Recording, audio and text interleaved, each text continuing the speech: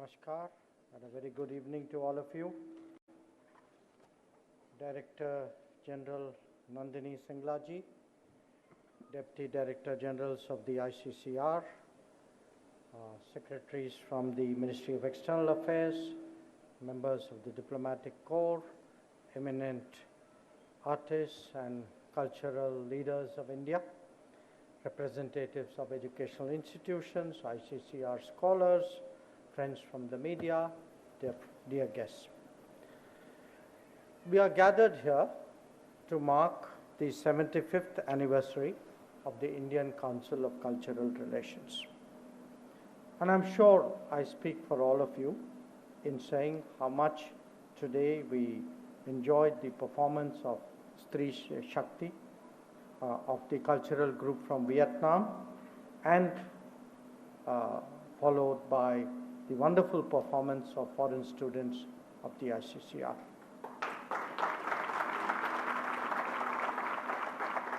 As is natural on such occasions, this is a time to remember the achievements and contributions of the ICCR, but it is also a time when our thoughts go to repurposing it better for the future. Now, 75 years is clearly a significant time for any institution to grow and develop, but it is an even longer time when it comes to the changes in the environment in which such an institution functions.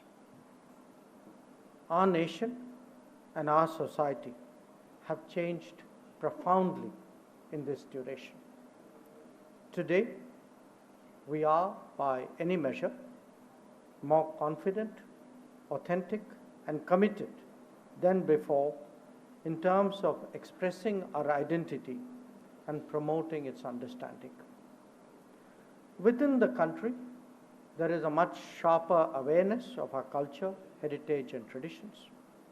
Indeed, there is pride about so many of their facets that they translate into a wide range of activities and initiatives. We see that when it promotes to promoting tourism and increasing our World Heritage sites. It is visible in campaigns like One District, One Product, or for that matter, in the support that we now give to the Vishwakarma community. Traditions and inheritance that were long neglected have now been revived. More languages enjoy classical status, and our habits and practices, whether we speak of yoga, Ayurveda, or millets, they are receiving a new impetus and momentum. In essence, India is today more Bharat, and the ICCR recognizes this transformation, and I'm confident will factor it into its future. Now, during this very period, the world has changed as well. Economic and political rebalancing have today set the stage for cultural rebalancing. The natural diversity of the world is asserting itself, and you saw a small sample here. Voices and practices long suppressed are beginning to be heard, not just heard again, but actually shaping the global discourse. As we move away from a particular version of globalization that served the interests of a few, these tendencies will accentuate further. In such a scenario, it is natural that a civilizational state like India would make its presence felt more strongly on the world stage. For ICCR, that means new horizons, new ambitions, and a new agenda. Now, friends, we live not just in an era of flux, but we actually have entered an existence that is more regionalized, and I would even say localized. Consider the implications of what in the diplomatic profession we often refer to as multipolarity. It means more choices, it means greater interplay and less hegemonism.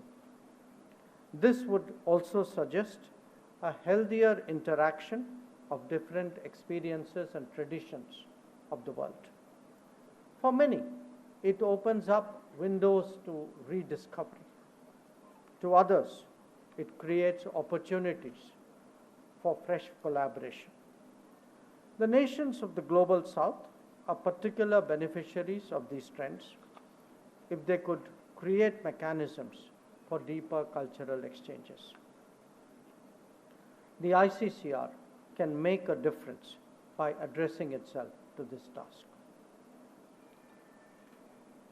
When we look at the world, the diaspora plays an increasingly important role in shaping India's image.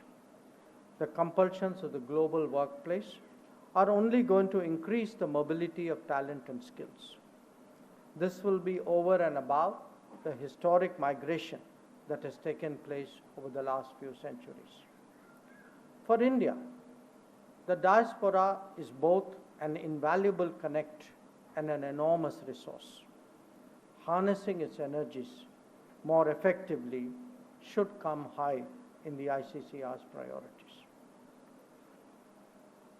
The ICCR's mandate has evolved in these last 75 years to a considerable extent.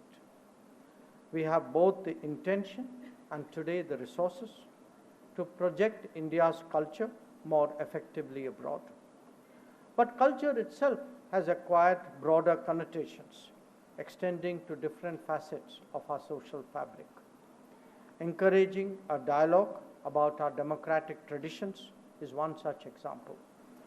Developing a deeper understanding of the inherent unity that has enabled diversity to flower in this country is another. We seek to also promote a better appreciation of Indian knowledge systems. Education, similarly, occupies a larger segment of the ICCR's mindspace.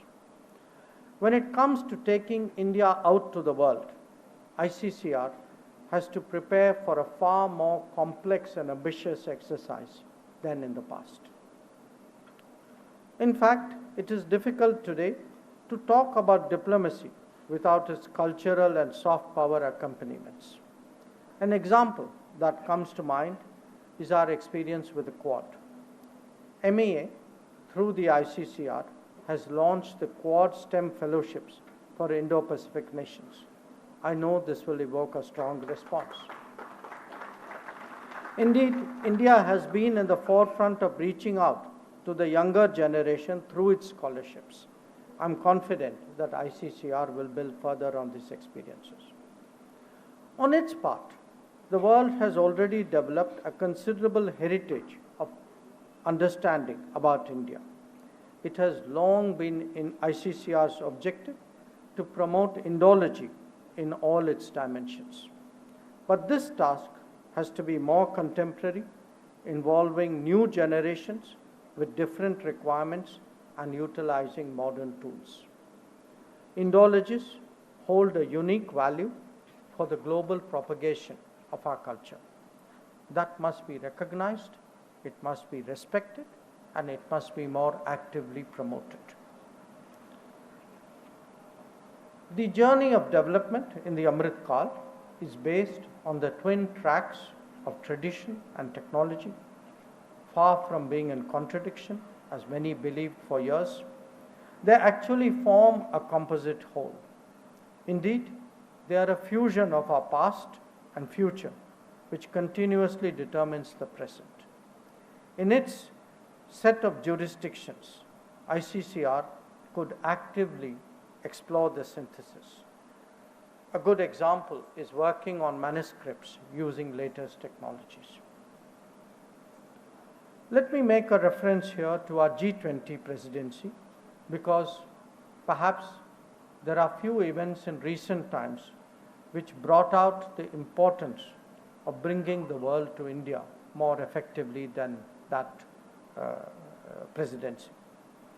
In that particular year, we saw the most effective influencers of the world, of our times, come, see, and leave impressed. 2 years later, we are still seeing the reverberations of that presidency, which I believe would continue further.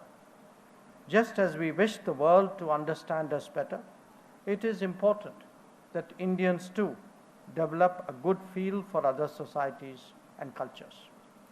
This is a domain in which the ICCR has long been active, whether it is in performing or fine arts, literature or cinema, or indeed in the exchange of artists and students.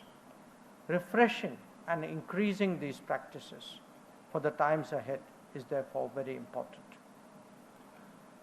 The ICCR boasts of alumni across all geographies and cultures. Organizing them better, using databases and mobilizational tools is now more necessary than ever before. The alumni themselves have an interest in remaining connected, and of course, we do to an even greater degree. It is also common practice for organizations to leverage the capabilities of others with similar goals and interests.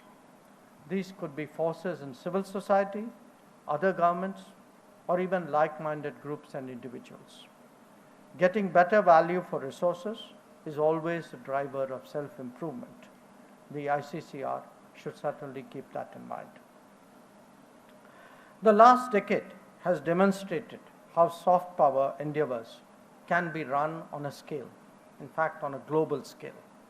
We saw that when it came to popularizing yoga, or in propagating Ayurveda and wellness practices. In fact, in encouraging the consumption of millets as well, or in enhancing interest about India's history and traditions. These could serve to motivate ICCR as it enters the next phase of its growth. So, friends, ladies and gentlemen, let me, on my own behalf and on yours, wish Team ICCR all the best in the times ahead. I'm confident that they will continue to grow and they will continue to contribute to our quest for a Viksit Bharat. Thank you very much.